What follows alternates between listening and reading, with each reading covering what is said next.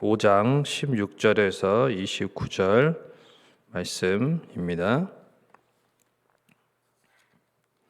하나님 말씀은 요한복음 5장 16절에서 29절 말씀을 교독하도록 하겠습니다. 요한복음 5장 16절에서 29절 말씀입니다. 그러므로 안식일에 이러한 일을 행하신다 하여 유대인들이 예수를 박해하게 된지라. 예수께서 그들에게 이르시되 내 아버지께서 이제까지 일하시니 나도 일한다 하시매. 유대인들이 이로 말미암아 더욱 예수를 죽이고자 하니 이는 안식일을 범할 뿐만 아니라 안식일을 하나님을 자기의 친아버지라 하여 자기를 하나님과 동등으로 삼으심이로라. 그러므로 예수께서 그들에게 이르시되 내가 진실로 진실로 너에게 이르노니 아들이 아버지께서 하시는 일을 보지 않고는 아무것도 스스로 할 수 없나니 아버지께서 행하시는 그것을 아들도 그와 같이 행하느니라. 아버지께서 아들을 사랑하사 자기가 행하시는 것을 다 아들에게 보이시고 또 그보다 더 큰 일을 보이사 너희로 놀랍게 여기게 하시리라. 아버지께서 죽은 자들을 일으켜 살리신 같이 아들도 자기가 원하는 자들을 살리느니라. 아버지께서 아무도 심판하지 아니하시고 심판을 다 아들에게 맡기셨으니 이는 모든 사람으로 아버지를 공경하는 것 같이 아들을 공경하게 하려 하심이라.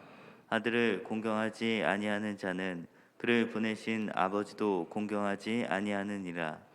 내가 진실로 진실로 너희에게 이르노니 내 말을 듣고 또 나 보내신 이를 믿는 자는 영생을 얻었고 심판에 이르지 아니하나니 사망에서 생명으로 옮겼느니라.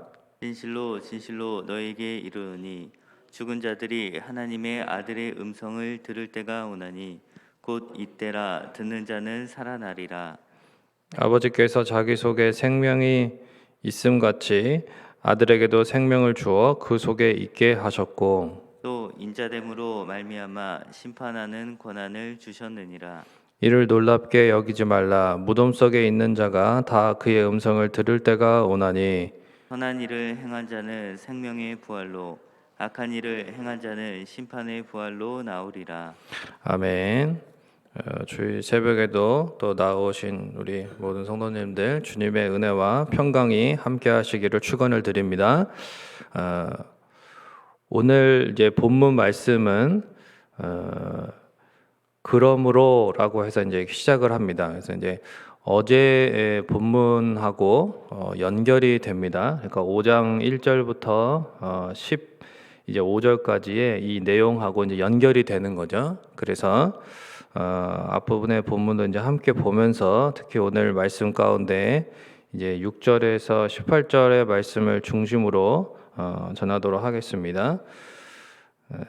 예전부터 느끼는 거지만은 서로 이제 새로운 이제 핸드폰을 구입하거나 가입을 하면은 굉장히 친절하죠. 그래서 이제 뭐 여러 가지 혜택이 있다고 그러면서 뭐 이것도 해보시고 저것도 해보시고 막 이러면서 굉장히 많은 이제 어떤 도움을 주고 혜택을 주는 것처럼 그렇게 이제 핸드폰 가게에서는 이야기를 합니다. 그런데 이제 좀 시간이 지나서 뭐 불만 사항이 있다거나 이걸 좀 뭐 바꿨으면 좋겠다. 뭐 이런 거를 이제 접수를 하거나 뭐 문제 해결을 요구하거나 나중에 이제 이거 더 못 쓰겠다 해서 계약을 해지하려고 하면은 굉장히 대응이 느리고 불편하고 뭐 복잡하고 이런 거를 이제 아마 경험해 보셨을 것입니다. 그런 거 많죠. 요즘 이제 코로나로 이렇게 이제 백신을 이제 계속 백신이 작년 초부터 해서 이제 계속 권유를 하고 있는데 코로나 초기에는 이제 정부에서 함께 이겨내요 대한민국 뭐 이렇게 이제 표를 내걸어서 국민들이 이제 방역 협조를 하게끔 이제 계속 이렇게 도움을 국민들에게 요청했고 또 작년 초에는 이제 백신이 나오기 시작해가지고 이제 계속 백신을 맞아야 된다. 그래서 지금 이제 뭐 3차 접종까지 이제 계속 백신 패스에 필수 사항으로 넣고 이렇게 이제 근데 이제 문제는 뭐냐면 백신으로 인해서 피해자들에 대해서는 그러니까 맞기 전까지는 계속 백신 맞아야 됩니다. 맞으면 괜찮습니다. 이렇게 하는데 계속 이제 맞고 나서는 약간 그 피해자들에 대해서는 이제 적자 조치가 없어요. 그리고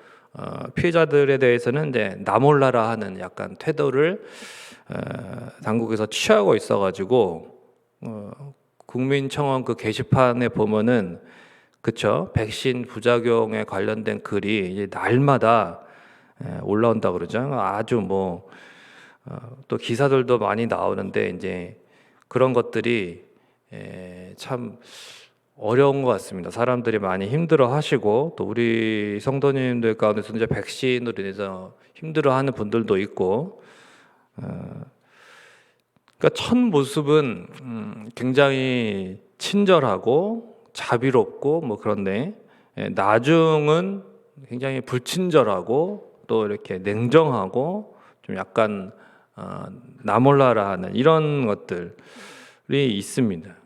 이것이 바로 이 타락한 세상에서의 어떤 이중성이라고 할 수 있고 죄인들이 살아가는 세상이기 때문에 나타나는 그러한 두 가지 단면이라고 볼 수 있는데요. 오늘 본문의 배경이 되는 베데스다도 마찬가지로 이중성을 가지고 있었습니다. 이름은 자비의 집입니다. 그 어떤 병이든지 고쳐준다는 이야기가 있고, 그래서 이곳에 가면은 내 병이 나을 것이다. 다들 기대하고 찾아옵니다. 그런데 이곳에 와보면 그 어디에도 치유나 자비가 없습니다. 처음에 왔을 때에는 기대와 소망을 가지게 되지만 얼마 되지 않아서 곧 경쟁과 무자비함과 냉정함을 경험하게 됩니다. 물이 이렇게 조금이라도 동하게 되고 움직이는 것 같으면 평소에 이렇게 옆에서 자리를 이렇게 챙겨주고 밥은 먹었냐, 어떻게 지냈냐, 이렇게 이제 안부를 묻고 이야기를 나누고 있다가도 이 근처에서 함께 있었던 그렇게 지냈다 할지라도 갑자기 물이 움직이면 경쟁자가 되는 거예요. 그래가지고 그때는 앞서거니 뒤서거니 하면서 누가 이제 1등이 될 것이냐, 누가 이 연못에 1등으로 들어갈 것이냐, 서로에 대한 배려나 자비는 사라지게 됩니다. 그러니까 이런 경험을 이곳에서 하게 되는 거죠. 5절에 등장한 이 38년 된 병자가 7절에 보면 자기가 가는 동안에 다른 사람이 먼저 들어가 버려서 자기가 한 번도 연못에서 도움을 받을 수 없었다. 자신은 여기에서 혜택을 받을 수 없었다. 이제 이렇게 불평을 합니다. 그러니까 자기가 고침을 받지 못한 것이 결국은 자기 주변에 있는 이 다른 환자들 때문이라는 것이죠. 그런데 3절에 보면은 그 주변에 있는 사람들 역시 다 어떤 사람들이냐면 자기 몸 하나 이렇게 건사할 수 없는 그런 맹인들, 또 다리 저는 사람, 혈기 마른 사람들, 그러니까 중풍처럼 이렇게 이제 마비된 사람들.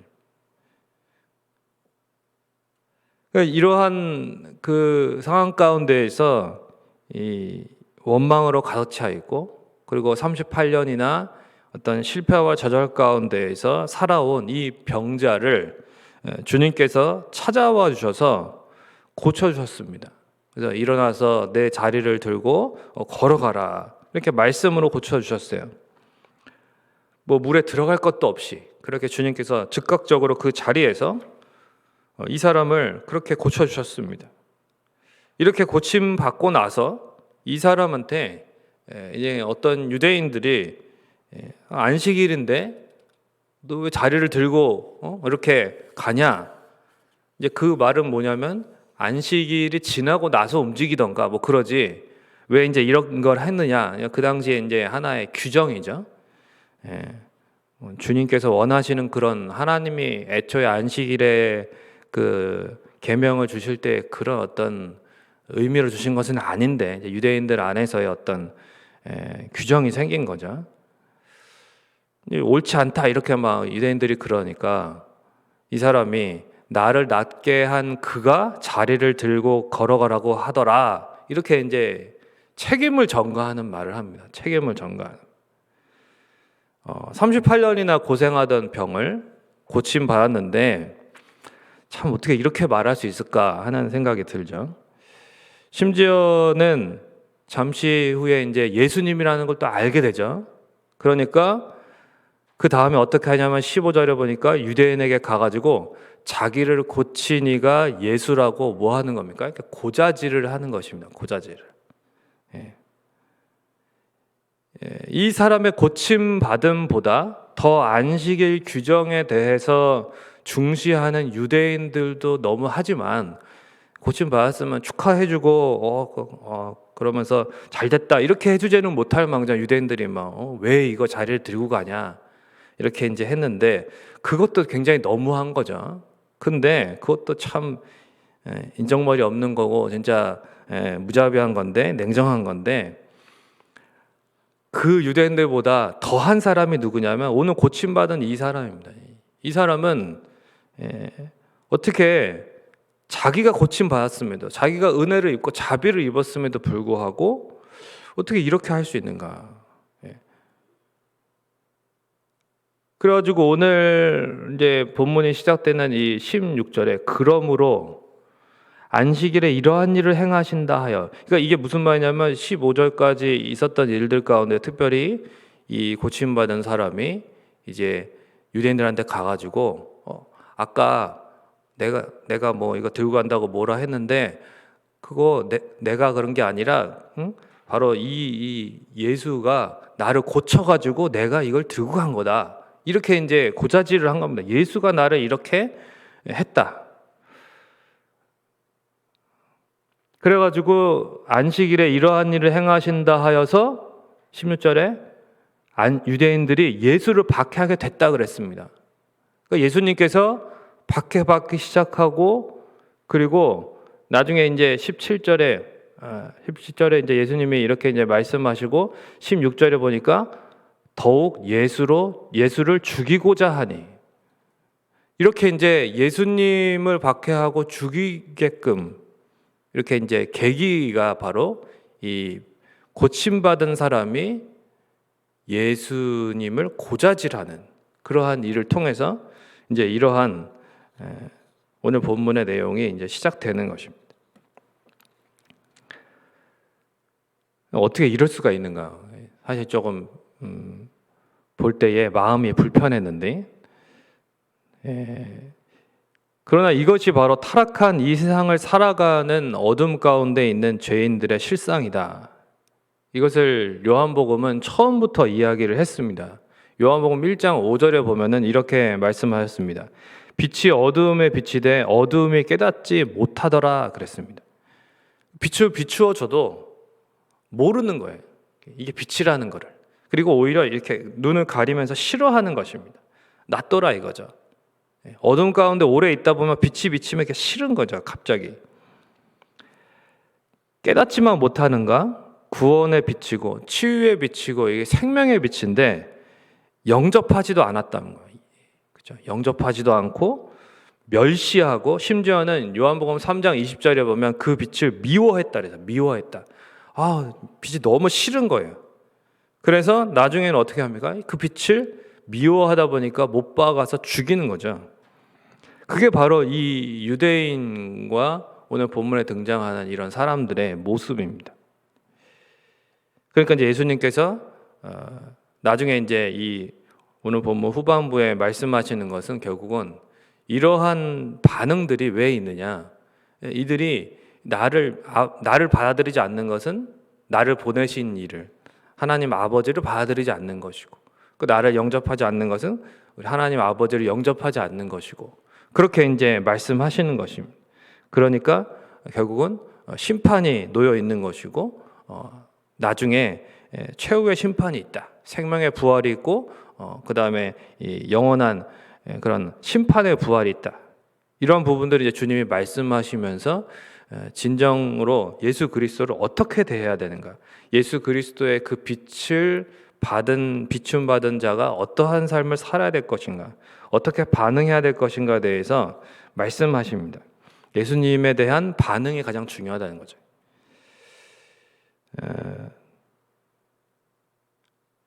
이 본문 이후에 이 고침받은 자가 어떻게 되었는지는 알 수 없지만 분명한 것은 이 사람이 유대인들에게 안식일에 자기를 고친 이가 예수라고 고자질함으로써 예수님께서 이제 이 유대인들의 박해를 받기 시작했다는 것입니다. 그 이름만 자비의 집이고, 그러니까 오늘 본문의 배경이 되는 이 베데스다는 무자비하고 냉정하고 배은망덕한 그러한 모습이 가득한 거죠. 그런데도 주님께서는 이들에게 진정한 자비를, 특별히 이 38년 된 병자, 사실 참 배은망덕한 사람인데 이 사람에게 주님은 또다시 은혜를 베풀어 주시는 그러한 모습이 나타납니다. 예수님을 통해서 진정한 자비는 본문에서 나타나게 된다는 것입니다. 이들의 어떤 악함을 다 알고 계셨고, 그리고 이들의 어떤 이런 나쁜 반응, 심지어 나중에 박해를 시작하게 될 것에 대해서도 다 알고 계셨지만, 그러나 주님은 이러한 모든 것을 알고 이 땅에 오셨기 때문에, 요한복음 초반부에 이야기하는 것처럼 알고 오셨기 때문에, 또 하나님 아버지께서는 독생자 예수 그리스도가 바로 이 땅에서 그러한 대우를 받을 것을 영접하지 않고 깨닫지 않을 뿐만 아니라 멸시하고 미워하고 심지어 죽이기까지 할 것을 알면서도 그 아들을 이 땅에 보내주신 것입니다. 멸시와 천대 그리고 십자가의 죽음을 통해서 우리에게 이제 24절의 말씀대로 사망에서 생명으로 옮겨주시기 위해서 우리 주님은 오셨고, 또한 하나님 아버지께서는 독생자를 우리를 위해 보내주셨다는 것입니다.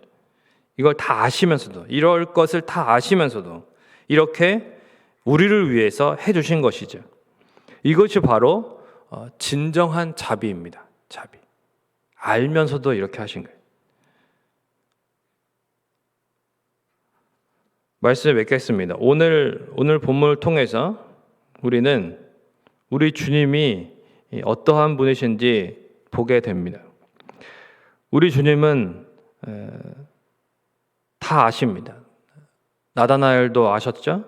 그리고 수가성 여인도, 그리고 지난번에 살펴본 왕의 신하의 그 아픈 아들도 보지 않고 아셨습니다. 보지 않고. 그리고 오늘 본문에 이 38년 된 병자의 배은망덕함과 이기심도 주님은 다 아셨습니다. 그런데도 14절에서 보면 주님은 다시 이 사람을 만나 주십니다. 원어적인 의미로 이 사람을 일부러 만나시려고 찾으신 것입니다. 왜냐하면 나았으니까 더 심한 것이 생기지 않도록 다시 죄를 범하지 말라, 이 말을 해주시려고 다시 오신 거예요. 그러니까 이 사람은 고마운 마음도 없고 자기를 고쳐주신 그 주님 때문에 자기가 이렇게 또 유대인들한테 말을 듣는다, 이런 생각을 하는데 참 못났죠. 그런데 이 사람을 주님이 다시 찾아와 주셔서 이 사람에게 더 심한 것이 생기지 않게, 그러니까 이 죄를 범하지 말라고 말하는 것은 이 사람이 자기의 이기심으로 인해서 그 예수님의 은혜를 배반할 수 있음에 대해서 아셨기 때문에, 그래서 그러지 말라고, 그러면 좋지 않다. 그거는 좋지 않다. 그거는 나쁜 것이다. 이렇게 알려주시려고 주님이 다시 찾아와 주신 것입니다. 이러한 주님의 사랑에 감격해서 이 사람이 제가 참 이기적이었네요. 그러면서 죄송합니다. 이러면서 자비를 베풀어 주셨는데 어떻게 제가 제 생각만 했을까요? 이러면서 회개하고, 그러면은 몸뿐만이 아니라 심령의 고침을 받았을 것입니다. 온전한 고침을 받았겠죠. 영육간에. 그러나 그는 예수님을 만난 뒤에 주님이 고쳐주신 그 다리로 바로 유대인들에게 달려가 버렸습니다. 주님은 배은망덕한 그를 다시 만나 주셨는데 그는 또 다시 이기적이게도 자신만을 위해 가버립니다. 우리는 어떻습니까? 본문을 통해서 우리는 이 사람을 볼 때에 남 같지 않음을 느낄 수 있어야 됩니다. 이게 참 남미하기 같지 않다. 우리 자신도 이 사람처럼 주님께 받은 은혜에 합당하지 못한 모습으로 살아갈 때가 얼마나 많이 있습니까? 그러나 감사한 것은 찬송가 가사처럼 우리는 주님을 배반해도 내 주 예수님 여전히 날 부르사 우리를 예배 자리로, 기도의 자리로, 회개의 자리로 불러주시고 또 은혜 가운데 찾아와 주시고 우리의 마음 문을 두드려 주신다는 것입니다. 완악하고 배척했던 우리의 심령까지 고쳐주시고자 이 땅에 와주신 진정한 사랑의 주님이 지금도 그 자비로 날마다 우리를 위해서 하나님 앞에서 중보해 주시고 계시고 또 항상 우리를 먼저 찾아와 주시고 우리의 마음을 이끌어 주십니다. 말씀으로 인도해 주십니다. 이러한 주 안의 진정한 자비를 경험하는 복된 인생으로서 빛을 깨닫고 감사하고 오늘 복된 안식일에 기쁨으로 예배하며 주님처럼 하나님의 자비를 전달해야 할 것입니다. 때로는 무시받고 배척받고 미움받을 것입니다. 그러나 주님이 그러하셨듯이 우리도 저 무자비한 죄인들에게 진정한 자비를 전하고자 참고 감당하면서 애쓸 때에 장차 생명의 부활에 모두 참여하게 될 줄로 믿습니다. 이처럼 올 한 해도 우리 교회와 우리의 가정이 진정한 자비의 주님을 경험하고 또한 그 자비를 전하는 귀한 사명을 잘 감당하는 이 시대의 진정한 베데스다가 되시기를 주님의 이름으로 축원을 드립니다. 찬송가 290장, 통일 찬송가 412장 찬송 드리겠습니다. 찬송가 290장입니다. 우리는 주님을 내 배반하나 내 주 예수 여전히 날 부르사 그 참되신 사랑을 베푸시나니 내 현재여 주님을 곧 따르라 주 널 위해 비네 주 널 위해 비네 주 널 위해 비네 항상 비시네 주께서 풍성한 은혜를 내려 내 영혼이 나날이 복 받으니 주 예수를 너희도 구주로 섬겨 곧 따르면 풍성한 복 받게 무거운 짐 지고 무거운 짐 지고 애타는 인생 주 예수께 돌아와 곳이여라 내 주 예수 너희를 돌보실 때에 참복 낙과 네가 너치겠네 주 널 위해 비네 주 널 위해 비네 주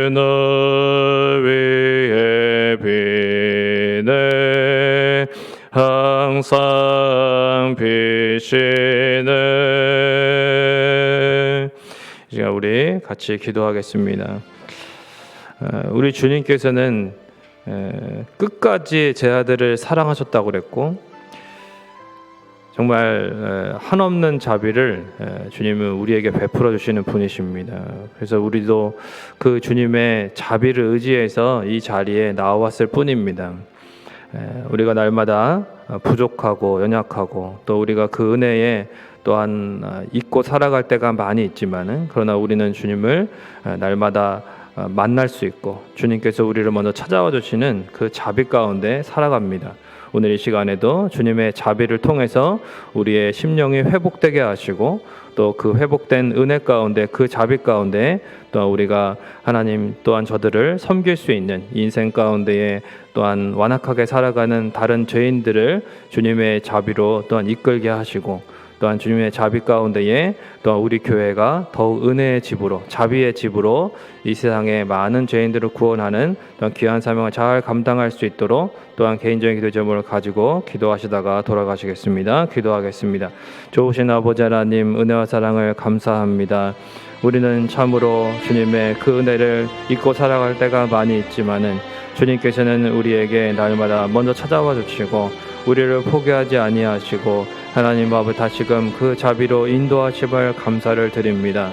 38년 된 이 병자가 참으로 하나님 아버지의 크신 자비를 경험했음에도 불구하고 하나님 아버지의 이러한 모습을 통해서 참으로 하나님 아버지, 그러나 주님께서 그를 포기하지 않으시고 놓지 않으시고 다시 찾아와 주셔서 그에게 참으로 더 심한 것이 생기지 않도록 죄를 범하지 말라고 말씀하셨습니다.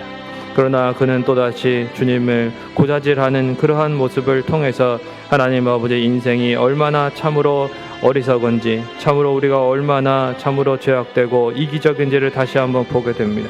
하나님 아버지, 우리 안에 이러한 이기심이 있습니다. 하나님, 우리 안에 이러한 나밖에 모르는 마음이 여전히 있습니다.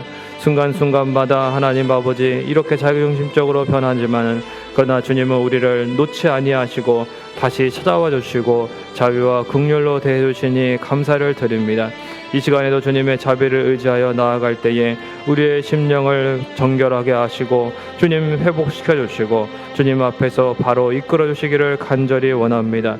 주님의 자비 가운데 세워지게 하옵소서. 참으로 그리하여 하나님, 우리의 가정이 또한 우리 교회가 하나님 앞에 진정한 베데스다가 되어서 자비를 주님의 자비로 충만한, 그리하여 하나님 아버지 참으로 이 땅 가운데에 또한 완악한 죄인들을 품고 그들을 주님께로 인도할 수 있는 자비의 집이 되게 하시고 자비의 인생이 되게 하시고, 하나님 아버지 그러한 삶을, 사명을 잘 감당할 수 있도록 주님 우리에게 먼저 주님의 풍성한 자비를 경험하며 이 시간에도 주님 앞에 또한 크신 은혜를 입게 하여 주시옵소서.